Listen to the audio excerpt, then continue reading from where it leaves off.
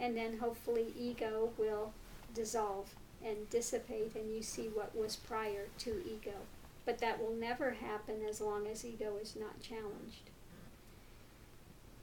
So you have to find out where your buttons are. You have to see all the stuff that comes up, all the stuff that's been hidden, all the stuff that's been repressed has to come out.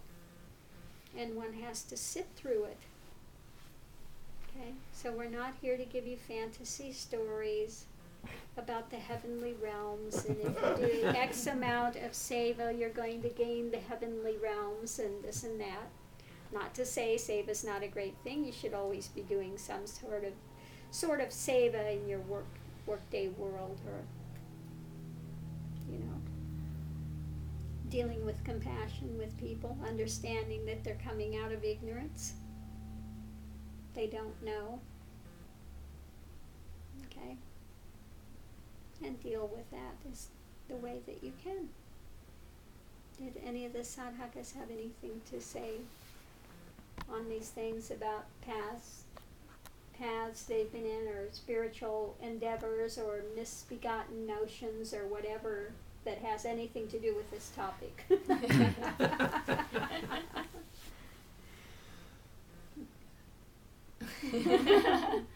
Was that addressed to me? No, whomever. It's all good. Someone. Well, they don't have to if they don't have anything Yeah, to say. don't have anything to say. Okay, that's fine. That's fine. There's nothing anybody has to say.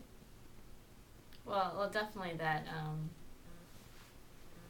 the path gets challenging in ways that you don't even know.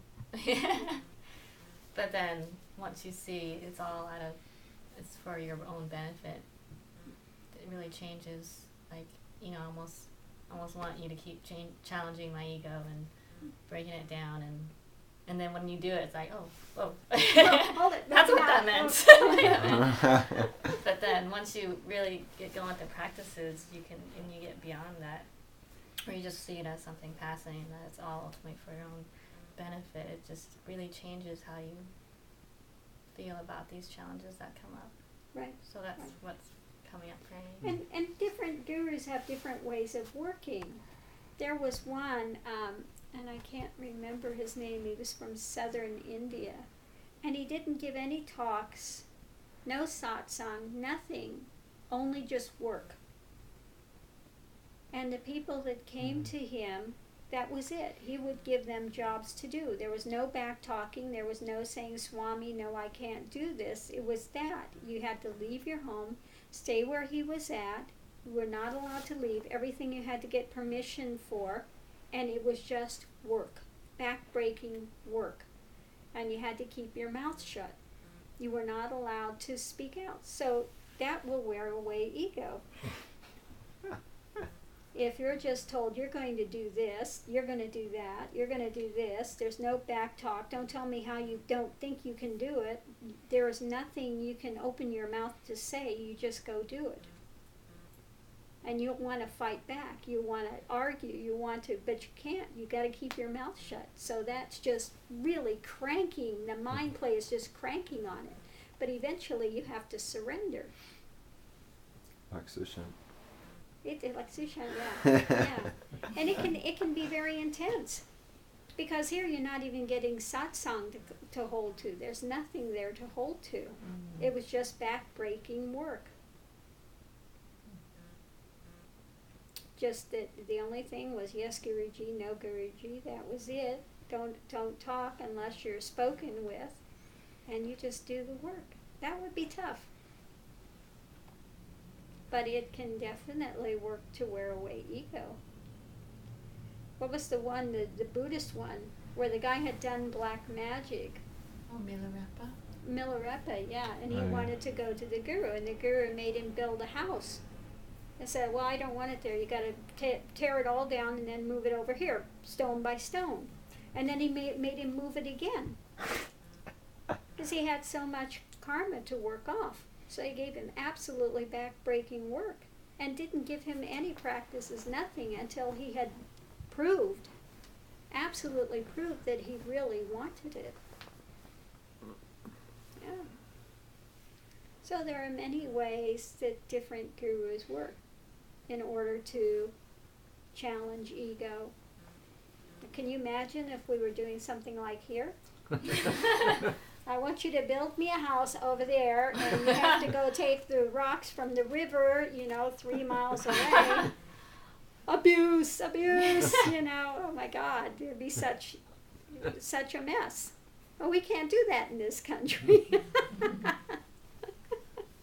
We have to work a little differently, But there are many different techniques used to help to break down ego. Keep challenging it. Don't let it get too comfortable.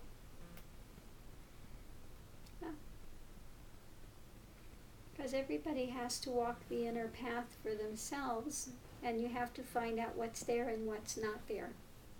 And when the mind starts running, you have to stay still in the midst of it and let it just wear itself out. It will eventually.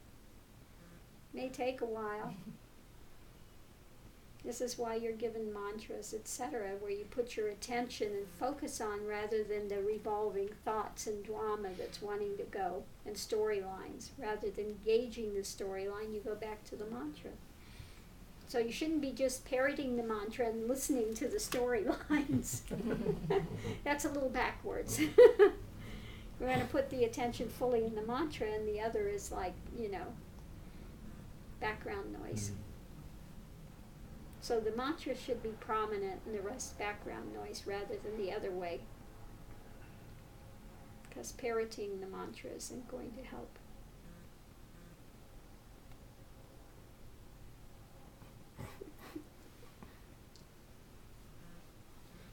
And so I think that's about it for that subject. Namaste. Namaste.